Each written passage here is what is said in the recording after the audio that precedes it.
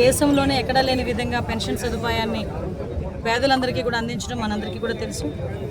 ఈ 2 సంవత్సరాల నుంచి కూడా గౌరవ ముఖ్యమంత్రి గారు ఈ పేదల సేవలో అనే కార్యక్రమం ఎన్టీఆర్ భరోసా కార్యక్రమానికి ప్రత్యేకంగా ప్రాధాన్యత ఇచ్చి ప్రతి నెల కూడా ఏదో ఒక గ్రామానికి వెళ్ళి అక్కడ వాళ్ళతో పెన్షన్లు అక్కడ వాళ్ళకి అందజేసి వాళ్ళ స్థితిగతులు తెలుసుకొని రావటం అన్నది ఒక ఆయన చేయటమే కాదు, గౌరవ ముఖ్యమంత్రి గారు చేయటమే కాదు, మంత్రులుగా మేము ఎమ్మెల్యేలు ఆఖరికి లోకల్లో ఉన్న ప్రతి ఒక్కరు కూడా గ్రామస్థాయి నాయకుడు కూడా ప్రతి ఇంటికి వెళ్ళి పెన్షన్లు ఇచ్చే విధానాన్ని ఒక యజ్ఞంలో శ్రీకారం చుట్టుకున్నాం.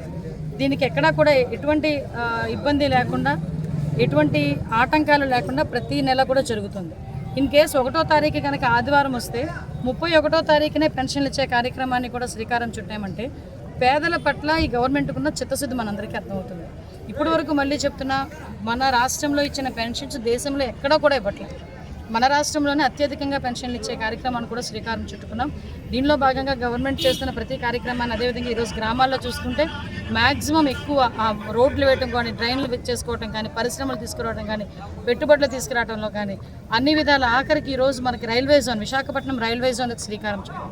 ఇక్కడ ఒక విషయం కూడా చెప్పాలి, లాస్ట్ గవర్నమెంట్ కేవలం ఒక 50 ఎకరాలు స్థలం ఇవ్వలేని కారణంగా రైల్వే జోన్ 5 సంవత్సరాలు లేట్ అయిన పరిస్థితి కూడా కనిపిస్తూ ఉంది. మళ్ళీ తిరిగి మన కూటమి గవర్నమెంట్ వచ్చిన తర్వాత గౌరవ ముఖ్యమంత్రి గారు, గౌరవ ఉప ముఖ్యమంత్రి గారు ప్రత్యేకంగా మోడీ గారితో మాట్లాడి ఆ రైల్వే జోన్కి కూడా ఈరోజు శ్రీకారం చుట్టడం, ఇదంతా కూడా ఉత్తరాంధ్రకి నిజంగా చెప్పాలంటే ఒక వరం కింద భావించాలి.